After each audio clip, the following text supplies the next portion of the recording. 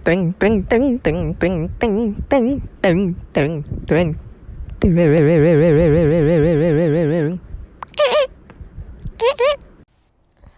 Hai, Assalamualaikum. Jadi hari ini kita akan belajar mata pelajaran ekonomi STPM semester 1, bab 2, pasaran barang dan harga. Sebenarnya tajuk bab 2 ini sebenarnya adalah lanjutan daripada bab 2 juga, ekonomi tingkatan 4, iaitu pasaran juga. Di mana sebenarnya jika pelajar-pelajar sudah mempunyai basic tentang ataupun sudah pernah mempelajari tajuk ini semasa tingkatan 4, pastinya pelajar tidak akan menghadapi kesukaran untuk memahami bab ini. Cumanya bagi pelajar-pelajar yang masih belum ada basic untuk bab ini, maka hari ini kita akan mengupas sedikit sebanyak tentang tajuk ini. Dan seperti kita tahu, walaupun ianya adalah pernah diajar di tingkatan 4, namun masih juga ada topik-topik ataupun bahagian-bahagian yang ditambah di dalam ekonomi STPM ini. Jadi antara tajuk yang difokuskan dalam ekonomi STPM semester 1 bab 2 ini adalah ketujuh-tujuh tajuk ini. Namun hari ini saya akan menerangkan tentang subtopik 2.1 dan juga subtopik 2.2. Jadi saya akan mulakan dengan subtopik 2.1 iaitu permintaan. Jadi permintaan ini dalam ekonomi kebiasaannya digunakan dengan simbol D ataupun dikenal sebagai demand. Okey, apa itu permintaan? Jadi permintaan didefinisikan sebagai keinginan dan kemampuan pengguna. Permintaan adalah kita kaitkan dengan pengguna. Jadi permintaan adalah keinginan dan kemampuan untuk mendapatkan sesuatu barang dan perkhidmatan pada suatu tingkat harga dan pada masa tertentu. Okey. Dan kalau dikatakan permintaan, maka kita memfokuskan kepada keinginan dan kemampuan pengguna. Keinginan dan kemampuan ini sangat penting kerana keinginan tanpa kemampuan tidak dikenal sebagai permintaan. Permintaan hanya wujud jika pengguna mampu untuk membeli barang tersebut. Oleh sebab itu, kemampuan di dalam ekonomi juga dikenal sebagai kuasa beli di sini. Okey, apa itu kuasa beli? Okey. Kuasa beli adalah kemampuan pengguna membeli barang dan perkhidmatan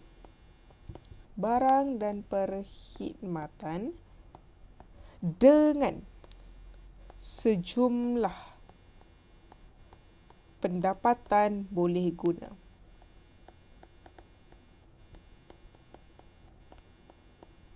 Apa pula yang dimaksudkan dengan pendapatan boleh guna ini? Okey, pendapatan boleh guna di sini bermaksud pendapatan bersih pengguna.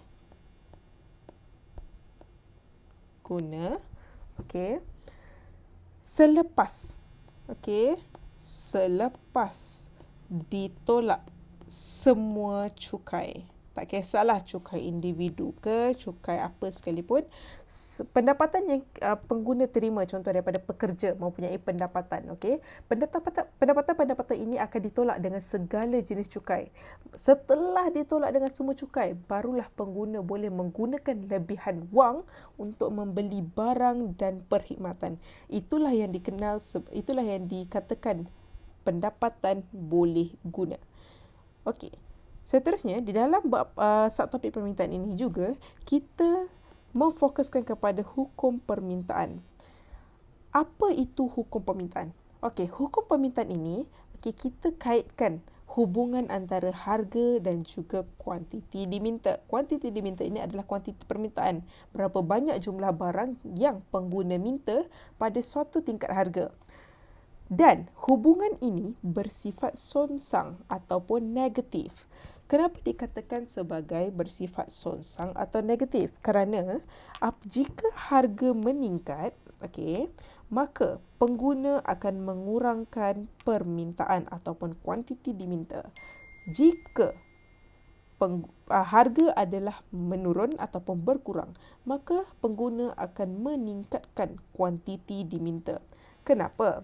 Kerana apabila harga meningkat, maka kemampuan membeli pengguna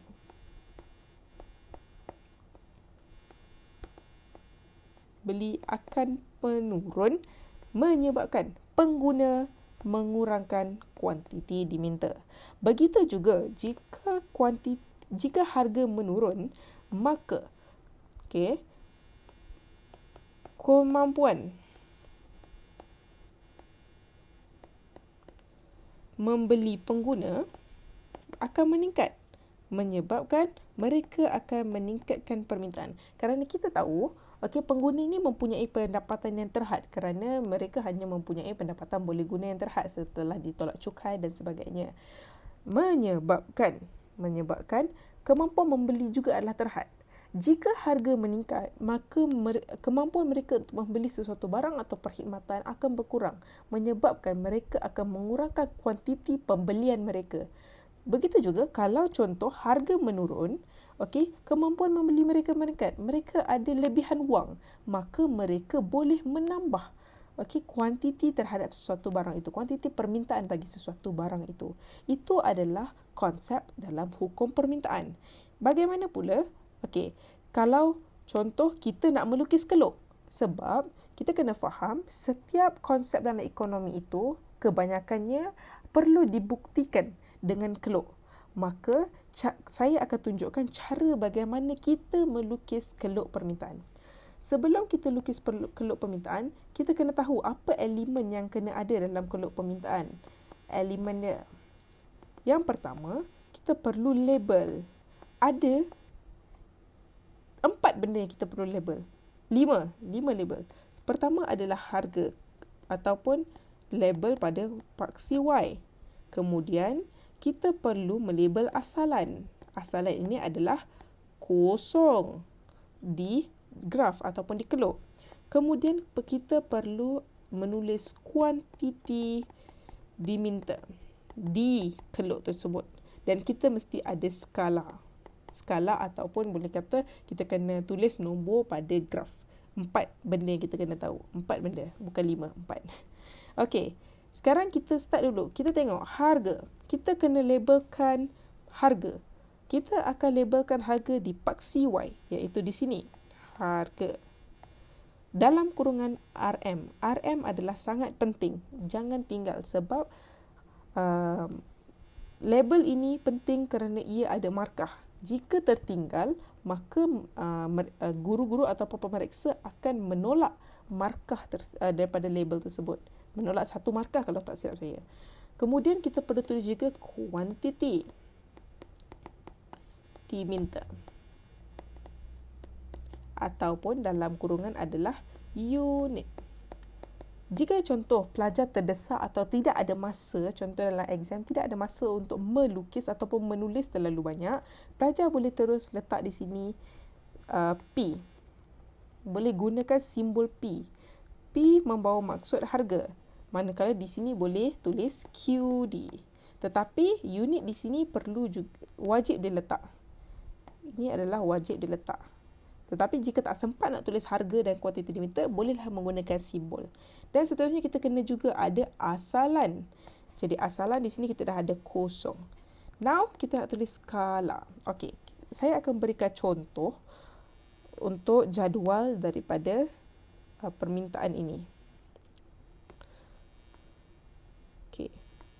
Contoh kita menggunakan 3 tingkat harga. Contoh di sini adalah harga, di sini adalah kuantiti diminta. Kita tahu, kat sini contoh kita ambil contoh harganya adalah 2, 4 dan 6. Dan kita tahu hukum permintaan adalah semakin tinggi harga, semakin kurang kuantiti yang diminta. Maka contoh kalau kita letak di sini 10, maksudnya nilai di bawah-bawahnya perlu berkurang.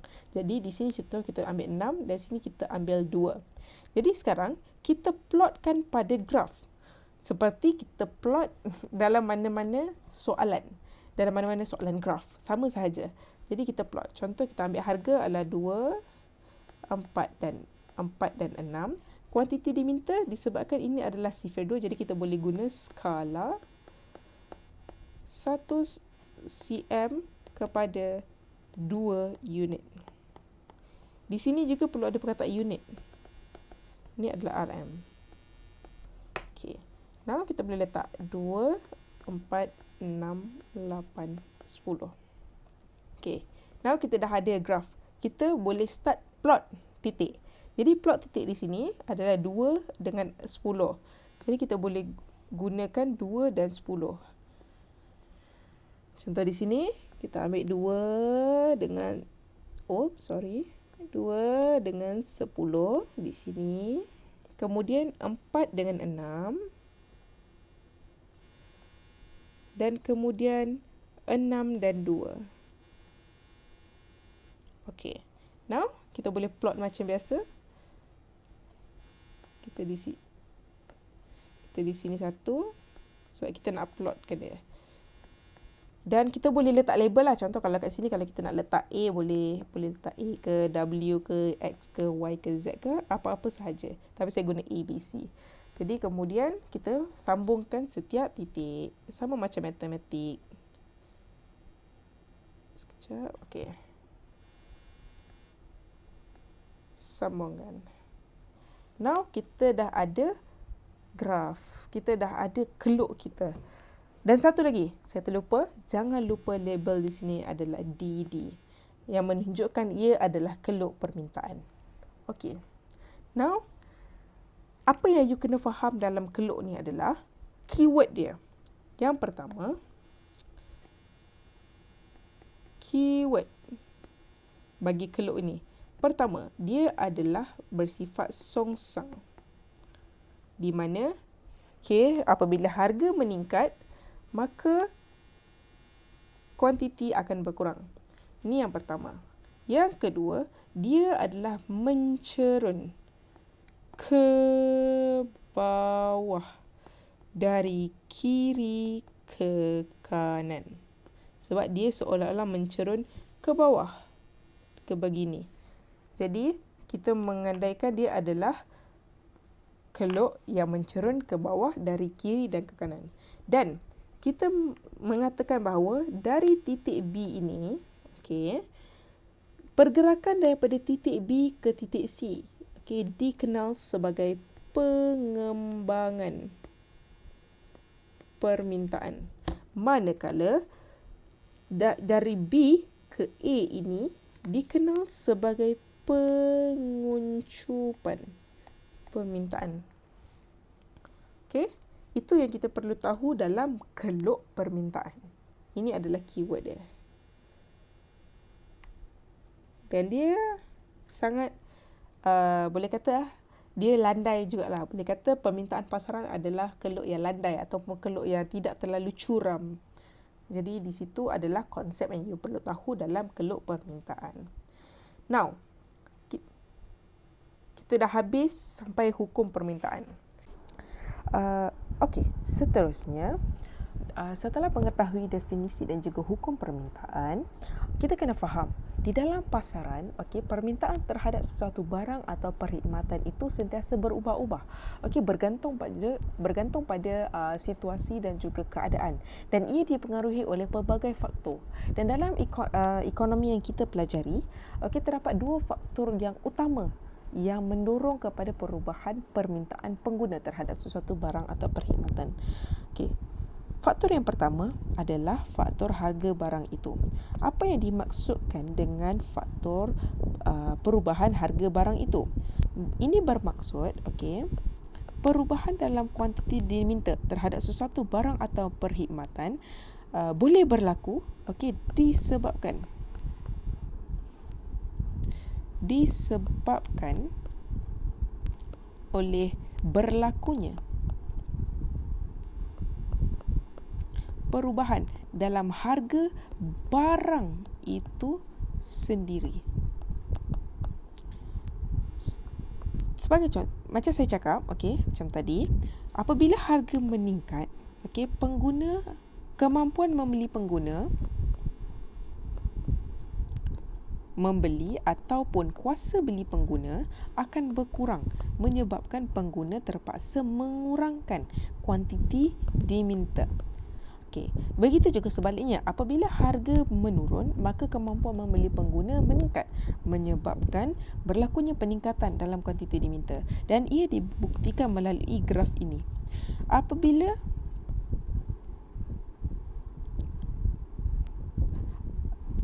Apabila harga meningkat daripada 2 kepada 6, okay, kita dapat lihat kuantiti diminta berkurang daripada 10 kepada 2. Ini menunjukkan bahawa pengguna menentukan jumlah barang yang mereka ingin beli itu berdasarkan daripada harga barang, jika harga itu berubah dari semasa ke semasa. Faktor yang kedua adalah faktor bukan harga barang itu. Apa yang dimaksudkan dengan faktor bukan harga barang itu? Maksudnya, berlaku perubahan dalam permintaan sesuatu barang atau perkhidmatan yang bukan disebabkan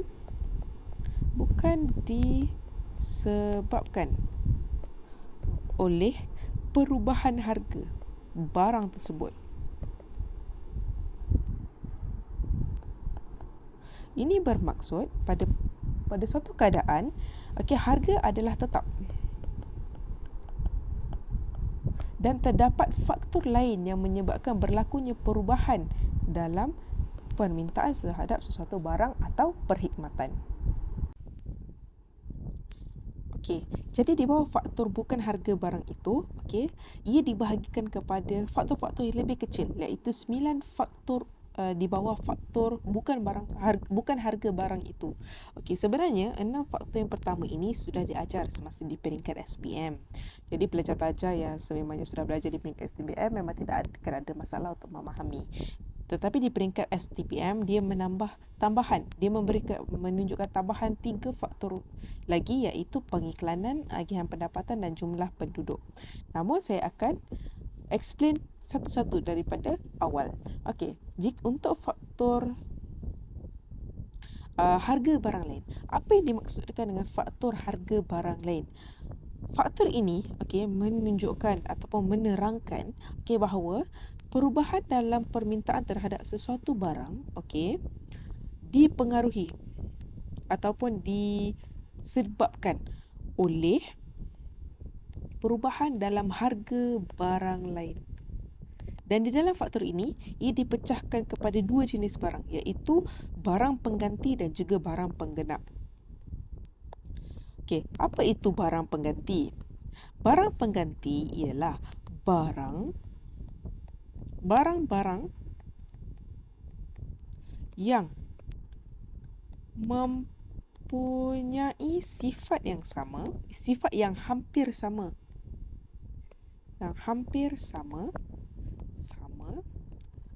atau mampu memberi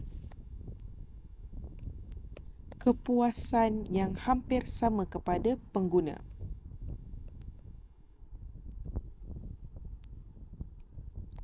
Hampir sama kepada pengguna.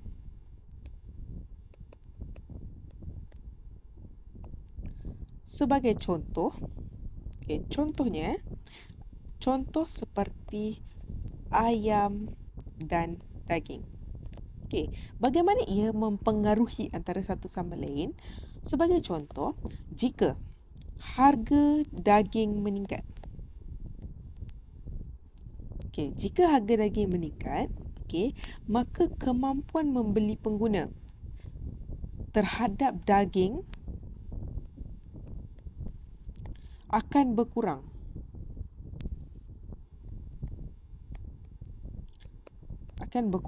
Menyebabkan pengguna beralih untuk membeli ayam yang harganya jauh lebih murah berbanding dengan daging, menyebabkan permintaan terhadap ayam meningkat. Sebab pada realitinya kita sendiri tahu jika harga daging meningkat, maka kita pasti tahu harga ayam itu adalah lebih rendah daripada harga daging, menyebabkan pengguna cenderung untuk membeli ayam berbanding dengan membeli daging. Begitu juga sebaliknya, jika harga daging menurun, maka pengguna akan lebih cenderung untuk membeli daging kerana kemampuan untuk pengguna untuk membeli daging itu meningkat dan menyebabkan permintaan terhadap daging meningkat. Okay, dan permintaan terhadap ayam akan berkurang. Itu adalah di bawah faktor harga barang pengganti. Bagaimana pula dengan barang penggenap? Okey, barang penggenap adalah barang-barang yang digunakan secara bersama.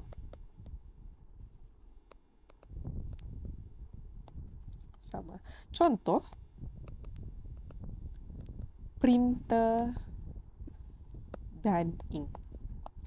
Dan di dalam bawah barang penggenap ini, jika salah satu barang sama ada, kalau di sini contohnya adalah ink ataupun printer, jika salah satu daripada barang penggenap ini mengalami perubahan dalam harganya, maka ia memberi kesan terhadap barang yang lain.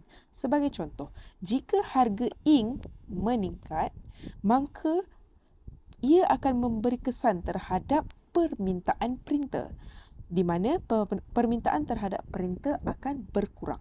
Itu yang dikatakan sebagai barang penggenap, di mana jika satu barang penggenap itu mengalami perubahan harga sama ada ia meningkat atau berkurang, maka ia akan memberi kesan terhadap permintaan barang yang satu lagi sama ada meningkat atau berkurang.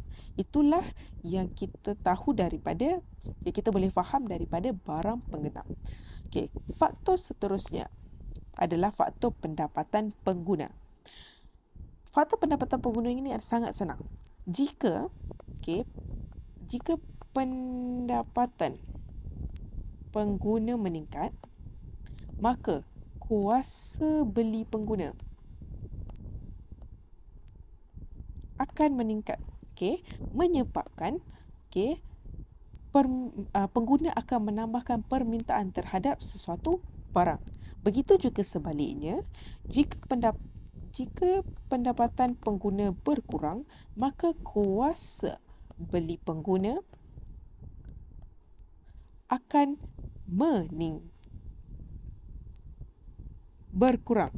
berkurang, menyebabkan permintaan akan berkurang. Itu saja yang perlu faham dalam pendapatan pengguna. Seperti kita tahu, bila pendapatan kita meningkat tetapi cukai kita adalah tetap, maksudnya kita tahu seseorang pengguna itu hanya boleh membeli menggunakan pendapatan boleh guna, iaitu pendapatan setelah ditolak cukai. Dan apabila pendapatan pengguna bertambah tetapi cukai adalah tetap, maka pendapatan boleh guna individu akan bertambah. Cukai tetap tapi pendapatan individu itu bertambah, maka pendapatan boleh guna itu akan bertambah, menyebabkan kuasa beli pengguna bertambah dan menyebabkan pengguna boleh menambah permintaan terhadap sesuatu barang atau perkhidmatan. Faktor seterusnya, faktor citarasa. Jika pengguna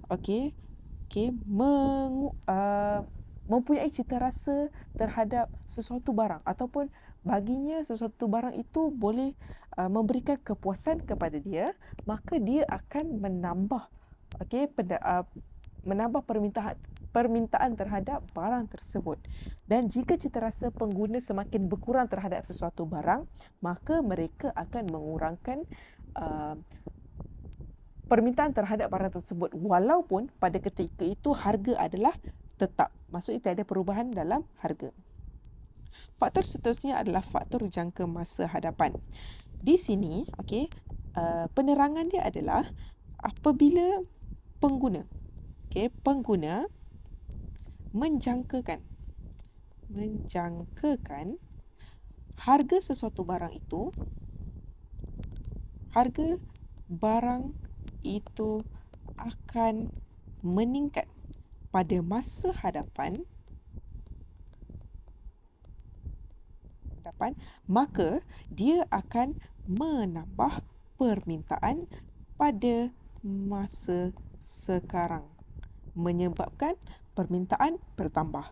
Begitu juga sebaliknya, jika pengguna menjangkakan harga barang akan turun pada masa hadapan, maka pengguna akan mengurangkan permintaan sesuatu barang itu pada masa sekarang.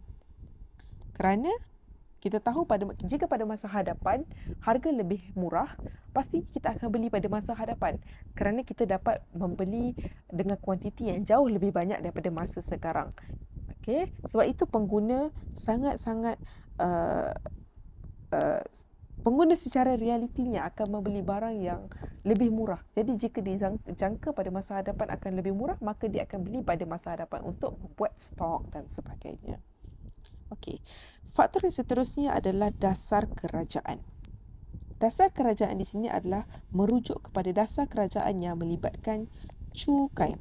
Cukai ini pun bukan semua cukai, hanya berlaku kepada cukai yang memberi kesan kepada pendapatan individu. Cukai yang memberi kesan kepada pendapatan individu. Sebagai contoh, cukai perseorangan. Okey. Kerana di mana jika kerajaan meningkatkan cukai pendapatan ataupun apa-apa cukai yang memberi kesan kepada pendapatan individu, maka pendapatan boleh guna individu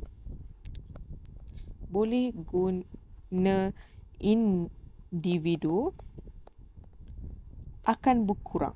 Okey, menyebabkan kuasa beli berkurang dan menyebabkan permintaan terhadap sesuatu barang itu akan berkurang. Begitu juga sebaliknya, jika kerajaan mengambil keputusan untuk mengurangkan cukai pendapatan perseorangan, maka pendapatan boleh guna individu akan bertambah, menyebabkan kuasa beli meningkat dan juga permintaan juga akan meningkat. Faktor seterusnya adalah faktor musim. Faktor musim ini sebenarnya sangat luas. Tapi kita boleh kata satu adalah pada musim perayaan. Semasa musim perayaan, pengguna akan cenderung untuk membeli barang-barang setengah kumpulan barang. Seperti contoh kalau perayaan hari raya, pastinya mereka akan membeli baju hari raya dan sebagainya. Jadi memang semua orang akan membeli, menyebabkan permintaan terhadap baju kurung ataupun permintaan terhadap baju Melayu akan meningkat. Begitu juga dengan Deepavali dan Tahun Baru Cina dan sebagainya. Begitu juga di dalam musim ini juga kita boleh klasifikasikan sebagai cuaca. Cuaca di sini termasuk dalam cuaca panas ataupun cuaca hujan. Jika cuaca panas, sepatutnya pengguna akan lebih gemar atau cenderung untuk membeli pakaian yang sesuai untuk dipakai pada musim panas. Dan pada musim hujan, pengguna akan lebih cenderung untuk membeli baju-baju ataupun pakaian yang sesuai semasa musim hujan. Jadi permintaan terhadap barang-barang tersebut akan meningkat dan permintaan terhadap barang lain akan berkurang. Sebegitu. Faktor yang seterusnya yang ditambah di dalam STPM adalah pengiklanan. Jika pengiklanan yang dilakukan oleh firma adalah berkesan, maka pengguna akan cenderung untuk tertarik dengan barang tersebut, menyebabkan pengguna menambah permintaan terhadap barang tersebut.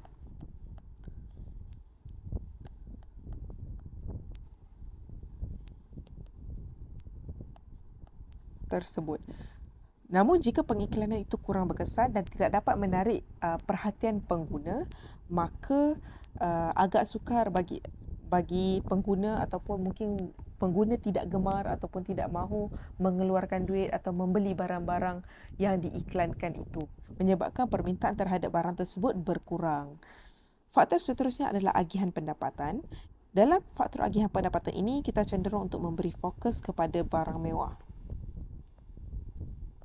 Jika di dalam sebuah negara, golongan kaya lebih banyak daripada golongan miskin, ini membuktikan bahawa permintaan terhadap barang mewah akan meningkat. Namun, sebaliknya, jika golongan miskin itu lebih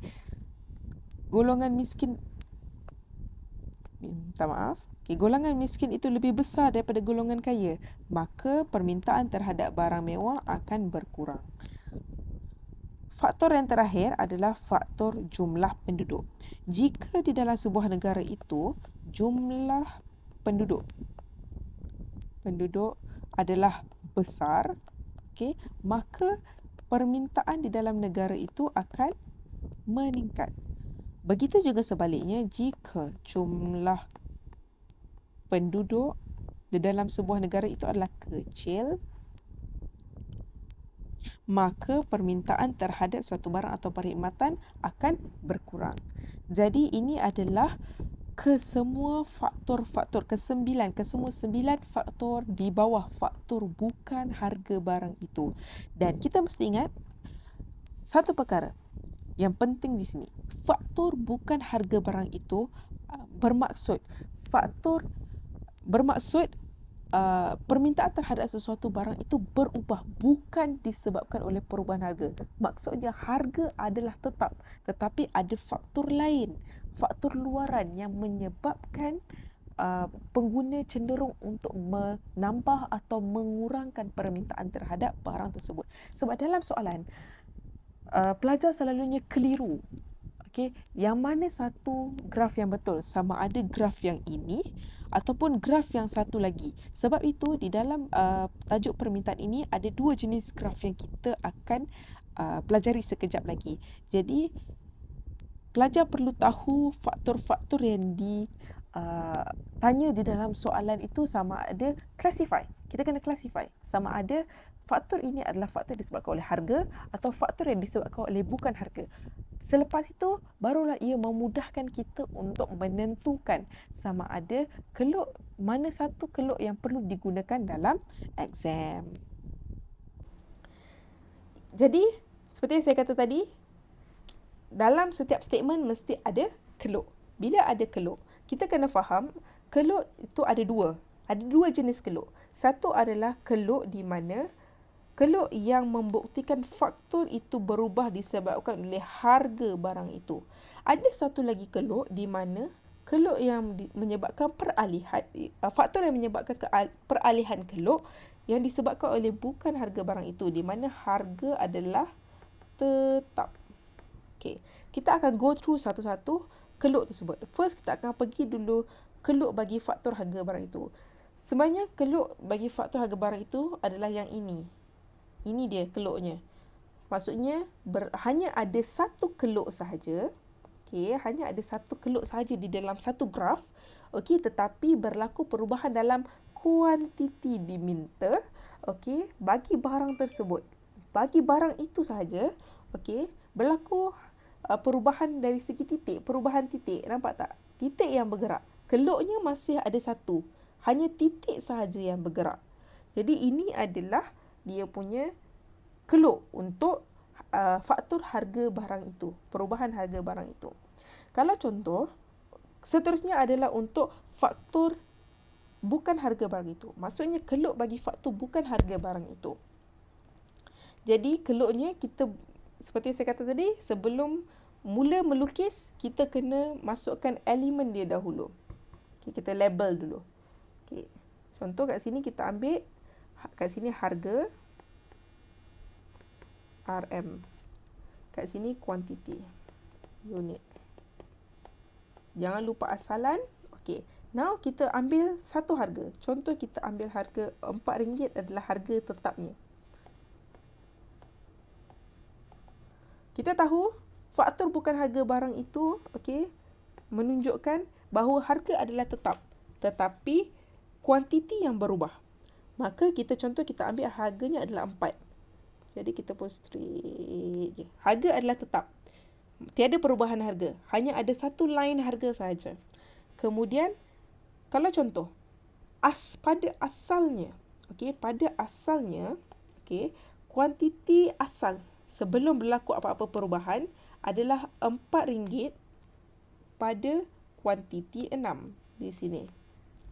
Okey, kita buat keluk dia. Ini hanya anggaran sahaja. Jadi kita buat keluk dia. Okey, kita buat keluk.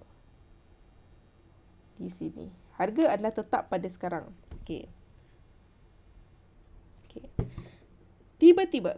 Okey, jangan lupa dan kita melabelkan keluk asal adalah dengan D kosong. Ini sebelum berlaku apa-apa perubahan. Okey.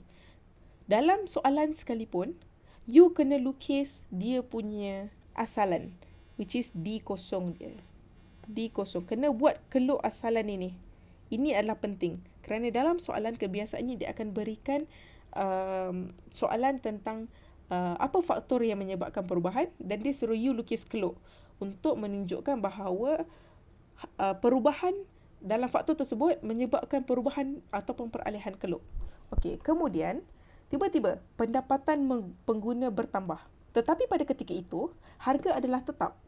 Bila harga tetap, tapi pendapatan pengguna bertambah. Jadi pengguna menambahkan pembelian, menambahkan permintaan terhadap sesuatu barang. Maka dia akan menambah permintaan kepada 10. Contoh di sini. Jadi kita pun buatlah keluk baru. Kita buat keluk baru. Okey, di sini. Bila kita dah buat keluk baru di sini, jangan lupa label. Kita mesti tulis D1. D1. D1 menunjukkan ini adalah keluk yang baru. Okey. Dan perubahan keluk ini dikenal sebagai peralihan keluk. Peralihan keluk. Macam tadi adalah peralihan titik. Tapi ini adalah peralihan keluk. Bermakna keluk itu dah bergerak. Sudah ada 2 keluk sekarang. Macam tadi, kalau harga barang itu, dia hanya ada 1 keluk. Tetapi, jika dia disebabkan oleh bukan harga barang itu, maka kita akan melukis 2 keluk. Okey. Dan dalam soalan basically memang akan hanya ada peralihan 1 keluk sahaja. Jarang ada 2 keluk. Kecuali jika soalan itu melibatkan keseimbangan pasaran. Tapi kita belum study lagi yang tu. Kita hanya fokus pada peralihan keluk permintaan sahaja. Okey. Sekarang ni kita dah tahu ni. Dan peralihan keluk ini ke kanan. Okey, ke kanan maksudnya pertambahan jumlah permintaan itu dikenal sebagai pertambahan permintaan. Okey. Kalau contoh kita buat satu lagi, sebab ini dia memerlukan tu yang besar sikit, dia punya pemahaman. Kita buat juga yang sama. 4, 6, 8, 10. Ini adalah kuantiti, unit. Macam saya cakap tadi, kalau tak sempat, buat je Q. Dia akan faham. Ini adalah RM. Tapi unit jangan tinggal. Okey. Contoh macam tadi, kita ambil balik harga adalah RM4. Okey. Sekarang kuantiti adalah contoh pada RM4 macam tadi adalah 6. Okey, kita panjang sikit, tinggikan sikit. Okey, macam ni contoh. Okey. Ini tadi kalau contoh permintaan bertambah. Kalau yang sebelah ini bagaimana pula kalau permintaan berkurang? Okey, kalau permintaan berkurang pada harga tetap RM4, kita tahu dia akan berkurang. Contoh dia berkurang kepada 2. Okey, dia berkurang kepada 2, jadi kita pun buatlah keluk yang baru. Contoh apa yang menyebabkan dia berkurang? Mungkin dasar kerajaan yang menyebabkan pendapatan boleh guna individu berkurang, menyebabkan individu terpaksa mengurangkan permintaan. Jadi kita pun, pengguna pun terpaksa kurangkan permintaan. Maka berlaku peralihan yang asalnya di sini Okey, asalnya di sini. Tiba-tiba kerajaan mengubah dasar kerajaan. Dia kata individu perlu membayar cukai yang lebih. Okey, maka pengguna pun pendapatan boleh guna pengguna adalah berkurang. Menyebabkan pengguna terpaksa kurangkan permintaan. Jadi Keluk akan beralih ke kiri. Contoh daripada asalnya RM4 dia boleh beli 6 barang, sekarang RM4 dia boleh beli 2 barang sahaja. Maka peralihan Keluk ke kiri.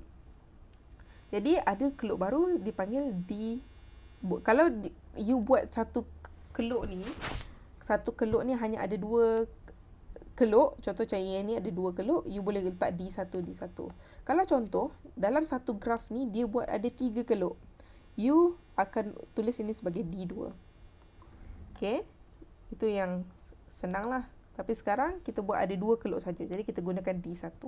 Jadi, peralihan Keluk ini, okay, dari kanan ke kiri, dikenal sebagai pengurangan permintaan. Okay, itu saja yang perlu you tahu. Dan memang ada perbezaan daripada kedua-dua faktor ini. Hanya ada satu Keluk, tapi yang ini dia ada 2 atau 3 Keluk dalam satu graf. Itu saja yang you kena tahu dalam permintaan, dalam Keluk permintaan. Okay. Seterusnya, yang terakhir. Okay, untuk tajuk permintaan ataupun subtopik permintaan, iaitu persamaan permintaan. Kita tahu graf permintaan itu adalah mencerun dari kiri ke kanan, mencerun ke bawah dari kiri ke kanan. Dan sememangnya tidak dinafikan, ia adalah sebuah garis lurus. Dan terkadang, okay, kita tidak tahu berapa nilai yang ada pada setiap titik ataupun berapa nilai yang ada pada setiap tingkat harga. Oleh sebab itu, wujudnya persamaan permintaan. Dan kita tahu, persamaan permintaan itu berbentuk lurus. Jadi, kita akan mempraktikkan atau memfokuskan kepada persamaan linear. Dan rumus yang digunakan adalah QD sama dengan A tolak BP. Kalau QS, dia tambah. Tapi kalau QD, dia adalah tolak. Kenapa dia tolak? Kerana dia punya Keluk dia mencerun ke bawah. Sebab itu, apabila dia mencerun ke bawah, dia dikatakan sebagai negatif. Manakala kalau penawaran, dia adalah QS. Dan dia adalah tambah kerana dia mencerun ke atas. Positif. Sebab itu, dia adalah positif. Okey. Tapi itu tak apa, itu penawaran kita akan cerita nanti. Sekarang kita fokus pada permintaan. Jadi apa yang dimaksudkan dengan semua label di sini? Okey. QD seperti kita tahu adalah kuantiti diminta.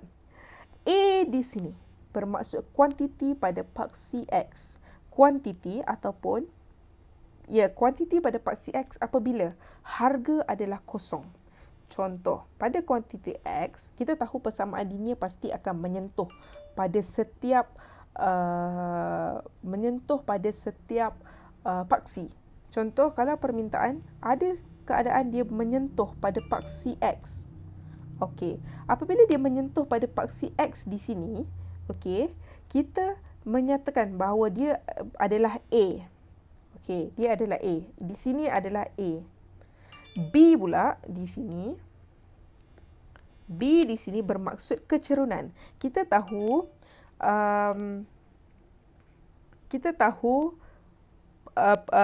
garis lurus itu mencerun. Apabila dia mencerun, maka dia ada kecerunan.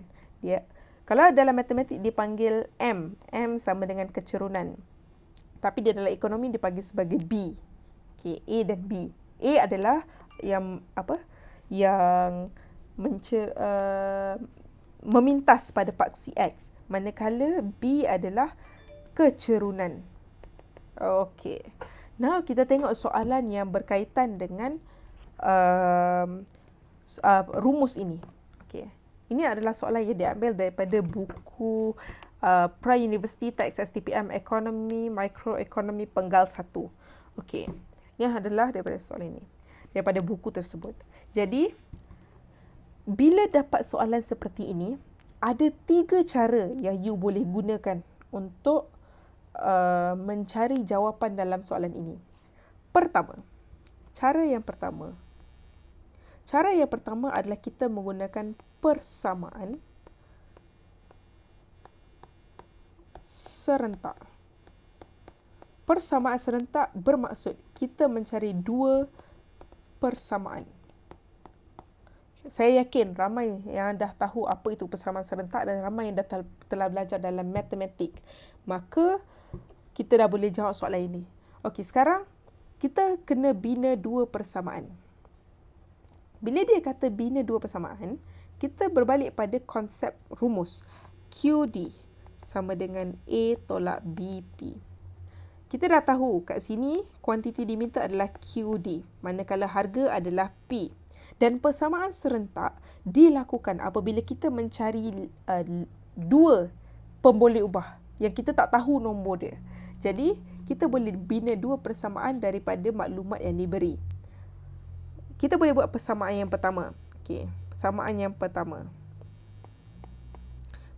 QD sama dengan A tolak BP. QD di sini kita tahu ada 130. 30 sama dengan A kita tak tahu, tolak B pun kita tak tahu, P adalah 1. Maka persamaan ini adalah 30 sama dengan A tolak B. Persamaan kedua adalah apabila QD sama dengan A tolak BP, ataupun tadi QD adalah 20 dan harga adalah RM2 sama dengan A tolak B kali 20. Now kita ada dua persamaan. Ini yang pertama, ini yang kedua. Maka kita boleh teruskan dengan persamaan serentak. 30 sama dengan A tolak B, 20 sama dengan A tolak sini 2B. Okay. Now, saya yakin semua dah tahu macam mana nak buat persamaan serentak. Jadi, kalau persamaan serentak, kita kena hapuskan satu-satu nombor dulu. Hapuskan pemboleh ubah yang boleh dihapuskan. Contoh yang boleh dihapuskan di sini adalah A. Betul? A boleh dihapuskan. Jadi, macam mana nak hapuskan A? Kita mesti tolak dia. Jadi, 30 tolak 20 adalah 10 sama dengan A tolak A dapat kosong. Okay, so now, ini adalah crucial point. You kena betul-betul buat. Kena betul-betul tengok rumus yang tu. Dia adalah negatif B tolak negatif 2B sama dengan negatif B tambah 2B sama dengan B. Jadi di sini adalah B. Jadi kita dapat tahu B adalah sama dengan 10. Now kita dah boleh ganti dalam persamaan yang pertama atau persamaan yang kedua. Mana-mana pun boleh. Jadi 30 sama dengan A tolak 10. Di sini 10 bawa ke depan. 30 tambah 10 sama dengan A. Kemudian dapatlah jawapan 40 sama dengan A. Kita dapat jawapan dia adalah C. Ini adalah cara yang pertama, cara panjang. Cara yang kedua. Okey, cara yang kedua adalah kita menggunakan graf. Ini cara yang kedua. Menggunakan graf. Now kita export daripada jadual kepada graf. Kita lukis. Contoh di sini kita lukis. Ni harga, ni kuantiti, ni kosong. Okey.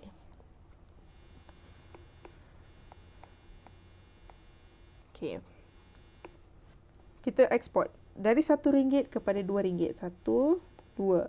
Kemudian ini pastinya ini 10, 20 beza dia. 10, 20, 30, 40. Now kita plot dulu. 1 dengan 30, 2 dengan 20. Maka plot. Bila menggunakan graf, kita akan terjumpa ataupun kita akan nampak yang dia akan membentuk segitiga di sini. Daripada segitiga di sini, kita boleh cari B. B, kerana B adalah, dia punya konsep dalam nak mencari B adalah sama dengan 1 per B. Di sini adalah 1, di sini adalah B. Ataupun, secara dia punya nak nampak lagi, okay, untuk mendapatkan 1 per B adalah sama dengan perubahan harga bahagi perubahan kuantiti. Nampak? B adalah perubahan kuantiti. A adalah perubahan harga. Kerana di sini perubahan harganya adalah mudah kerana dia menggunakan 1. Jika perubahan harga di sini adalah 2, maka kita letak 2. Okey. Now, Atau contoh kat sini, perubahan harga dia adalah 10. Contoh, sini 10. Jadi 10 per 10 sama dengan 1. Seperti itu. Tapi kebiasaannya memang 1 lah. Itu yang senang dia. Senang dia memang dia akan selalu buat 1. Jadi kita tahu di sini adalah bezanya adalah 10. Dan di sini bezanya adalah 1. Maka B atau sama dengan 1 per B sama dengan 1 per 10. Jadi kita tahu B di sini adalah 10. Jadi B sama dengan 10. Jadi kita dah tahu dah B sama dengan 10. Okay, now kita nak cari A. Kita guna balik persamaan tadi. 30 sama dengan A tolak 10P. P kat sini 30 tadi adalah RM1. Maka A tolak 10 sama dengan 30. Maka A adalah 30 campur 10 sama dengan A. Jadi jawapannya tetap dapat 40. Maknanya dia punya persamaan adalah QS sama dengan 40 tolak 10B. Itu 10P. Silap. Okey, 10P. Di situ adalah soalan dia. Cara nak menjawab dia. Ada satu lagi cara, di mana cara ini adalah cara cepat dan cara untuk dapatkan jawapan dengan cepat untuk mengejar masa untuk menjawab soalan objektif. Di mana cara ketiga, kita hanya analisis jadual yang telah diberikan. Okay. Dekat sini, kita tahu soalan ni adalah senang dan direct sebab perbezaan dia adalah senang, 10. Dan dia hanya ada satu je peralihan daripada RM1 kepada RM2. Bila kita tahu, okay, untuk mencari A, okay, A adalah nilai pada paksi X, CX apabila P sama dengan kosong. Jadi kita tahu di atas 1 pasti kosong. Bila di atas 1 adalah kosong, maka kita tahu perbezaan antara kosong hingga 1 juga adalah 10. Maka kalau sini 20, sini 30, sini pasti 40. Jadi kita tahu jawapan dia adalah 40. Dan kita macam saya cakap tadi, B adalah perubahan Q. Bila B adalah perubahan Q, maknanya perbezaan daripada 30 kepada 20 adalah 10. Maka jawapan dia B adalah 10. Jadi jawapan dia adalah C. Tetapi tidak digalakkan kerana kita bimbang soalan dia tidak, maksudnya dia punya penambahan atau pengurangan kuantiti diminta itu adalah tidak sekata. Contoh daripada sini mungkin dari segi 15, 7. Jadi dia tidak sekata. Jadi digalakkan kalau contoh soalannya adalah penambahan atau pengurangan permintaan itu adalah tidak sama, maka kita menggalakkan untuk menggunakan cara pertama dan juga cara kedua. Itu sahaja. Cara ketiga boleh dilakukan jika dia punya penambahan atau pengurangan adalah sama. Jadi ini sahaja yang pelajar-pelajar kena faham dalam subtopik permintaan. See you in the next video, guys. Ciao.